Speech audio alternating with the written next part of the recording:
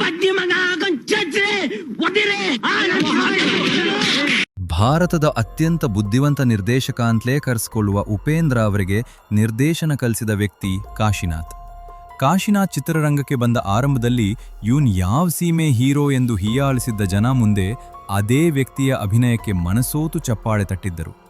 ಕನ್ನಡದಲ್ಲಿ 13, ಹಿಂದಿಯಲ್ಲಿ 2 ಹಾಗೂ ತೆಲುಗಿನಲ್ಲಿ 1 ಚಲನಚಿತ್ರದ ನಿರ್ದೇಶನ, ಕನ್ನಡದ 2 ಚಿತ್ರಗಳಿಗೆ ಸಂಭಾಷಣೆ, 3 ಚಿತ್ರಗಳಿಗೆ ಚಿತ್ರಗೀತೆ ರಚನೆ, ಕನ್ನಡ ಮತ್ತು ತೆಲುಗಿನ ತಲಾ 1 ಚಿತ್ರಕ್ಕೆ ಸಂಗೀತ ನಿರ್ದೇಶನ, ಕನ್ನಡದಲ್ಲಿ 36, ತೆಲುಗಿನ 1 ಚಿತ್ರದಲ್ಲಿ ನಟನಾಗಿ ಅಭಿನಯ, ಹೀಗೆ ಕಥೆ, ಚಿತ್ರಕಥೆ, ಸಂಭಾಷಣೆ, ಸಾಹಿತ್ಯ, ಸಂಗೀತ, ನಟನೆ, ನಿರ್ದೇಶನ ಹಾಗೂ ನಿರ್ಮಾಣ ಎಲ್ಲದರಲ್ಲೂ ಒನ್ ಮ್ಯಾನ್ ಶೋ ನೀಡಿ ಸೈ ಎನಿಸಿಕೊಂಡ ಬಹುಮುಖ ಪ್ರತಿಭೆ ಕಾಶಿನಾಥ್. ಅಷ್ಟೇ ಅಲ್ಲ, ಉಪೇಂದ್ರ, ವಿ ಮನೋಹರ್ ಮತ್ತು ಸುನೀಲ್ ಕುಮಾರ್ ದೇಸಾಯಿ ಅವರಂತಹ ಪ್ರತಿಭೆಗಳಿಗೆ ದಾರಿ ತೋರಿಸಿದ ಗುರು ಕೂಡ ಇದೇ ಕಾಶಿನಾಥ್.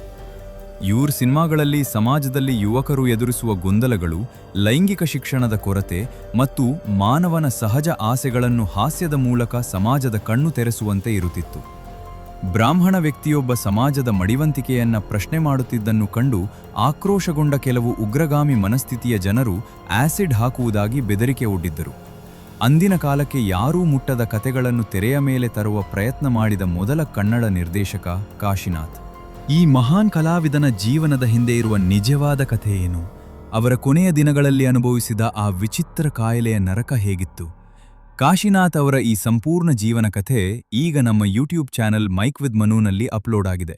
ಈಗಲೇ ಹೋಗಿ ನೋಡಿ. ಚಾನೆಲ್ ಲಿಂಕ್ ಬಯೋನಲ್ಲಿದೆ, ಅಥವಾ ಲಿಂಕ್ ಅಂತ ಕಮೆಂಟ್ ಮಾಡಿದ್ರೆ ನಿಮ್ಮ DMಗೆ ಲಿಂಕ್ ಬರುತ್ತೆ.